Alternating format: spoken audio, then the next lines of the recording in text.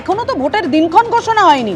আমরা এত আগে থেকেই দেখতে পাচ্ছি কি কতটা তপ্ত রাজনীতি। দেখুন, গতকাল থেকে ক্যানিং পশ্চিম বাগনানের বিধায়করা পার্টি অফিস পুড়িয়ে দেওয়া, বাড়ি পুড়িয়ে দেওয়া, বিজেপির মানে অর্থাৎ বিরোধীদের পরিসর থাকবে না, এটাই এ রাজ্যে বারবার করে শুভেন্দু অধিকারীকে দেখে নেওয়ার হুমকি হুঁশিয়ারি বারবার করে দেওয়া হচ্ছে।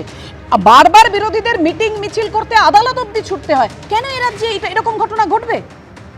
দেখুন, পশ্চিমবঙ্গের রাজনীতির ইতিহাসই মোটামুটি হিংসার উপর নির্ভর করেই চলে এবং আমরা খুব ভালো করেই জানি যে সংসদীয় গণতন্ত্র, প্রশাসনিক ব্যবস্থা, আইনের শাসন এই জায়গাগুলোর থেকে একটু দূরে সরে গিয়ে এখন আইনের মতো চলে, ইডির মতন চলেন, মুখ্যমন্ত্রীর মতন চলেন এবং সংসদীয় গণতন্ত্র থেকে আমাদের যে রাজনীতি, যে ভোট রাজনীতি, সেটা অনেকটা দূরে সরে গেছে। এখন মুশকিলটা হলো আমাদের রাজ্যে যে ধরনের চিত্রনাট্য হচ্ছে, একদিকে চিত্রনাট্য যেটা সামনে লেখা হচ্ছে আমরা দেখতে পাচ্ছি, সেই চিত্রনাট্য সাজানো নাও হতে পারে, কারণ রাজনীতি তো এভাবেই বিবর্তিত এবং আবর্তিত হয়। একই সঙ্গে মানুষের হচ্ছে সেটা হচ্ছে চিত্রনাট্য, অর্থাৎ আমাদের মনের মধ্যে যে নাটকটা চলছে, যে আমরা বোঝার চেষ্টা করছি যে আগামী দিনে এই পশ্চিমবঙ্গ সামনের নির্বাচন এবং তার পরবর্তী সময় কোন জায়গায় গিয়ে পৌঁছবে।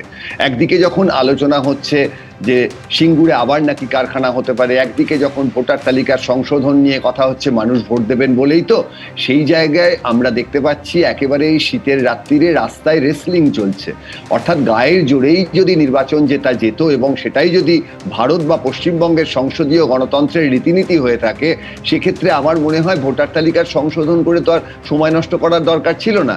যার সঙ্গে বেশি লোক থাকবেন, যার গায়ে বেশি জোর থাকবে, সেইভাবেই আমাদের রাজ্যে যেভাবে রাজনীতি চলছে, ক্ষমতা দখলের পথটা সেভাবেই করে দেওয়া যেতে পারে। তাহলে আর এত অশান্তি থাকে না, তাহলে নেত্রীদের এত ছোটাছুটি করতে হয় না, নেতাজি ইন্ডোর বা কোথাও একটা ভালো বক্সিং রিং করে দিয়ে নামিয়ে দিলেই তো হয়। ফলে পশ্চিমবঙ্গের গণতন্ত্রের যে ইতিহাস, সেটা আরো দিনে দিনে খারাপের দিকে যাচ্ছে এবং যে ঘটনাগুলো আমরা দেখছি, সারাক্ষণ একে অপরের বিরুদ্ধে অভিযোগ, সারাক্ষণ কোর্টে যাওয়া কোনো একটা সভা সমাবেশ করার জন্য, প্রতিটি ক্ষেত্রে যে একটা কুনাট্যরঙ্গ প্রতি মুহূর্তে আমরা দেখতে পাচ্ছি, এটা মোটেও 2026 নির্বাচনে একটা শান্তিপূর্ণ নির্বাচন। একেবারে যে আশঙ্কার কথা, উদ্বেগের কথা শুভময়দা এনেছেন এবং অত্যন্ত গুরুত্বপূর্ণ এবং তাৎপর্যপূর্ণ দুটো শব্দ ব্যবহার করেছেন, চিত্রনাট্য এবং চিত্তনাট্য। মানুষের কতটা গুরুত্ব রয়েছে এই রাজনীতিতে সেটা সত্যিই ভাবার বিষয়। বারবার যে প্রসঙ্গ ঘুরে ফিরে আসে। দেখুন, এবার আপনাদের সামনে রাখবো শুভেন্দু অধিকারীর কনভয় হামলার ঘটনায় রবিশঙ্কর প্রসাদ এবং কুণাল ঘোষ কে কি বলেছেন পরপর। दुर्भाग्यपूर्ण है, भर्त्सना करते हैं हम इसकी, और बंगाल की पब्लिक ये सब देख रही है।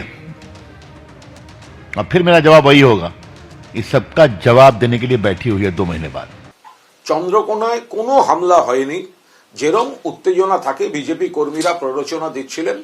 আমাদের কিছু কর্মী জয় বাংলা স্লোগান দিয়েছেন এবং তারা রাস্তার ধার থেকে দিয়েছেন, তারা কিন্তু কোনো অবস্থায় বিরোধী দলনেতার কনভয় আটকাতে যায়নি। আপনার তৃণমূল কংগ্রেসের কোনো ব্যক্তি জয় বাংলা স্লোগান দেয়া ছাড়া কনভয়ের কোনো গাড়িতে বাধা দিয়েছে বা স্পর্শ করেছে বা যেগুলো বলা হচ্ছে লাঠি দিয়ে মেরেছে, এসব অবাস্তব। কারণ গাড়িটাকে কভার করে কেন্দ্রীয় বাহিনীর লোকেরা ছিলেন এবং তৃণমূল কংগ্রেসের যদি ওখানে কেউ থেকেও থাকেন, তাদের মুখ থেকে শুধু জয় বাংলা। এখন জয় বাংলা স্লোগান শুনেই যদি এদের আত্মারাম খাঁচা ছাড়া হয়ে যায়, জয় বাংলা স্লোগান শুনেই যদি চিত্ত চাঞ্চল্য হয় এবং লেলিয়ে দেওয়া হয় কেন্দ্রীয় বাহিনীকে, তো কেন্দ্রীয় বাহিনী ওসব বুঝতে পারেনি, যারা বিজেপির পতাকা হাতে ছিল তাদেরকেই ধরে পিটিয়ে দিয়েছে।